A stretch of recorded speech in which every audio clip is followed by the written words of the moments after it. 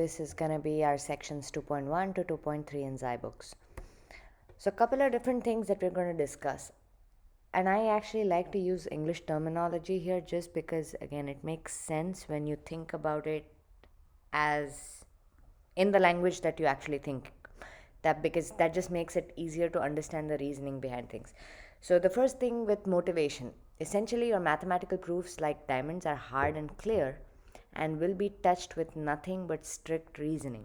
So again, everything that we know in terms of mathematical proofs are basically the true knowledge that we have. They provide us with guarantee as well as an explanation. So 2 plus 2 is equal to 4.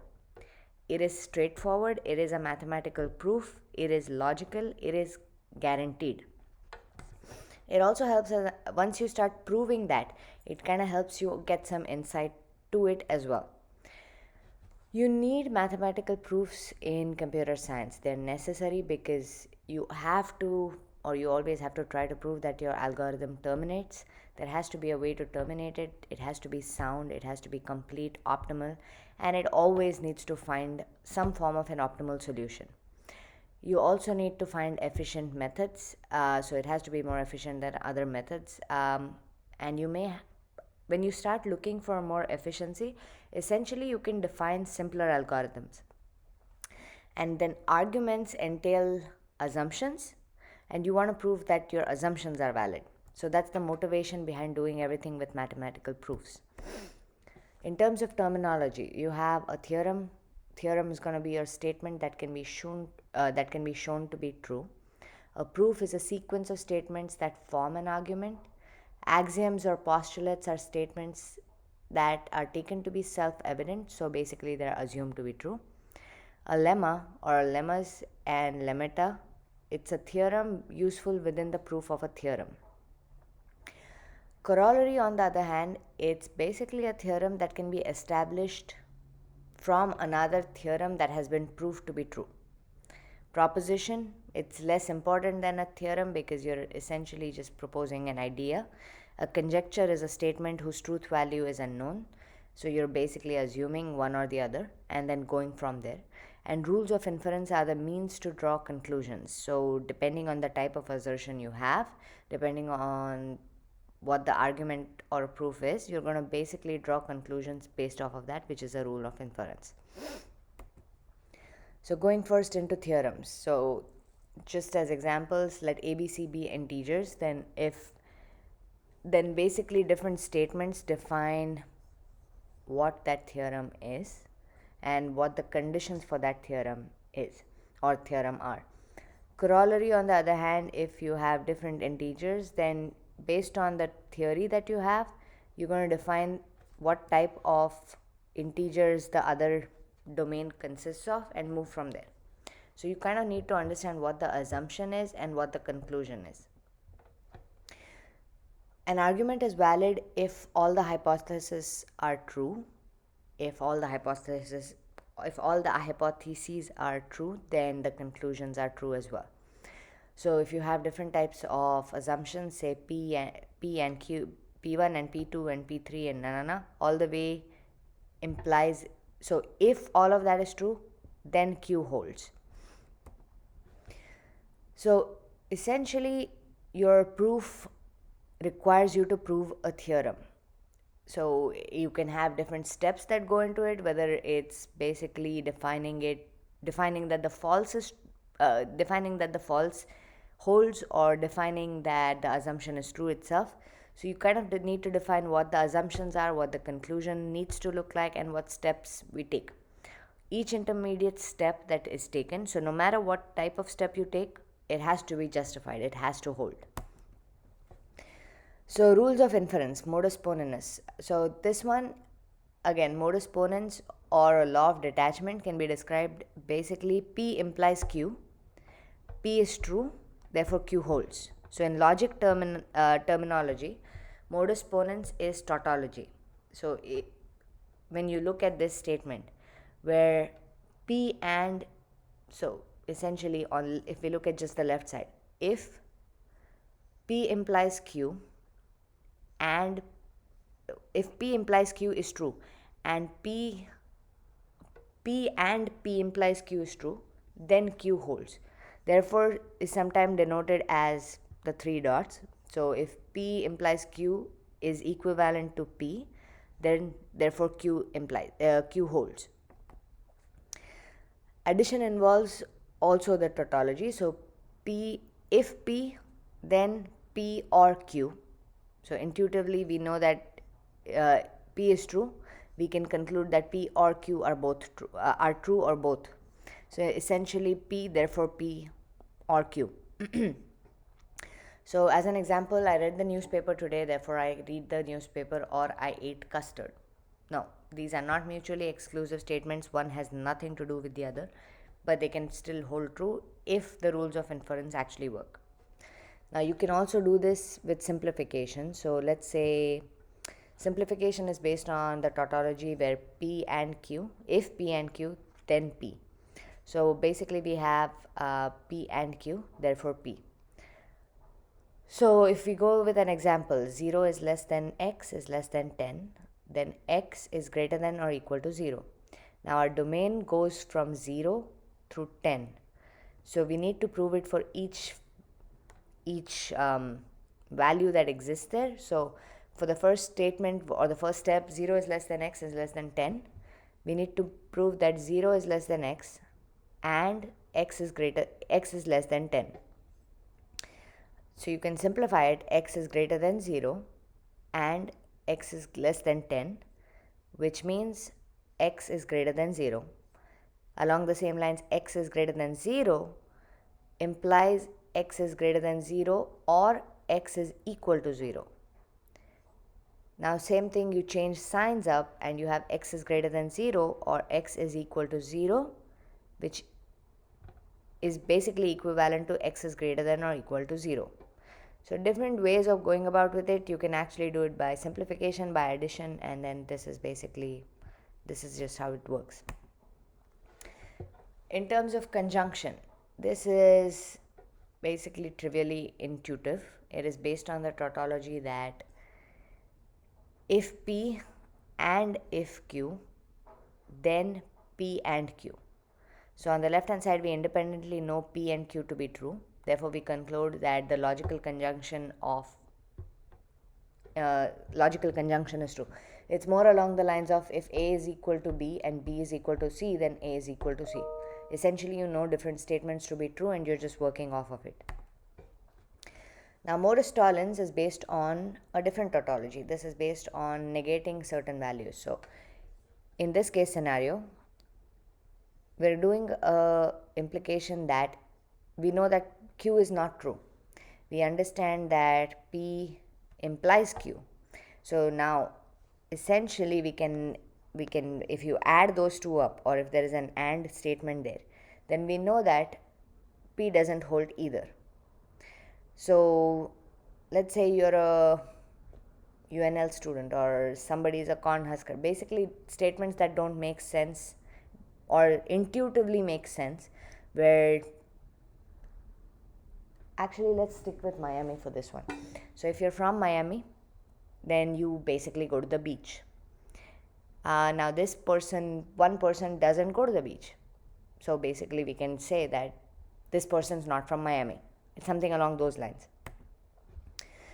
Contrapositive is another type of tautology where you have, again, P implies Q, implies that negative Q implies negative P. So if you're having basically trouble, instead of going about with finding the positive, just prove that the negative, and then if the negative holds, then you kind of know that the positive holds as well.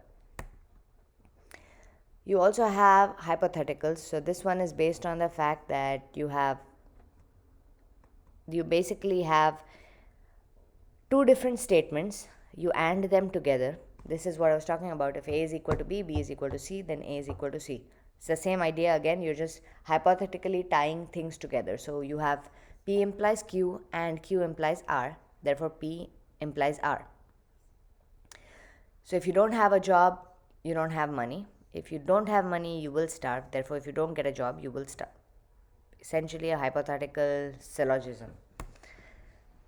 Now you have disjunctive syllogism, which is again based that if P or Q hold, then we know that negative P does not hold, which implies that Q must hold.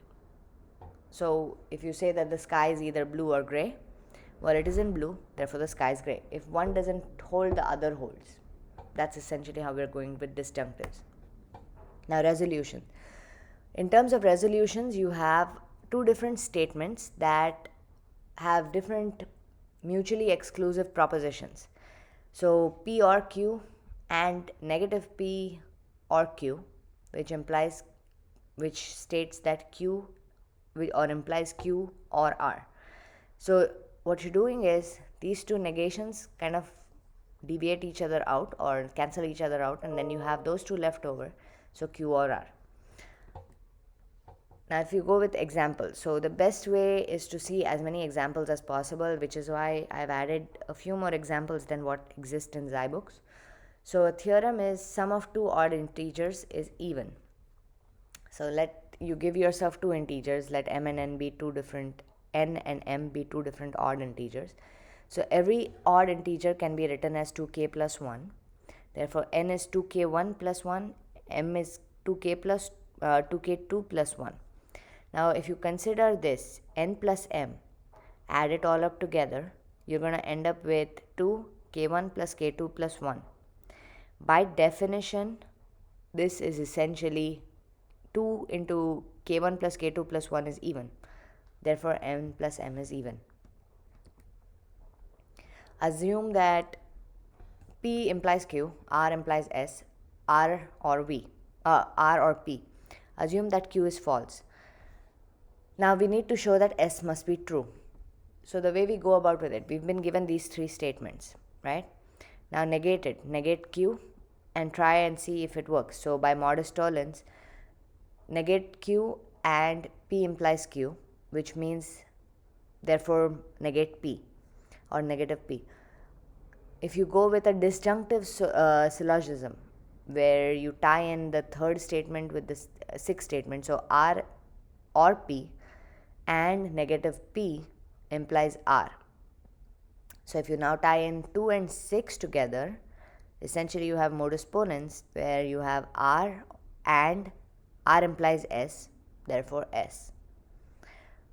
So basically QED is your Latin word. Again, I didn't say this earlier because I didn't want to create confusion there. It's your quod erat demonstrandum, which basically means that which was demonstrated. This is always going to be used. This is always basically how we go about with it. So that which was to be demonstrated, it is true. If and only if. Now, if you're asked different types of statements where you have an equivalence of P if and only if Q, then you must show an implication in both directions. So you need to independently show that P is equal to Q, P implies Q and Q implies P. So for an example, show that x is odd if and only if x square plus 2x plus 1 is even.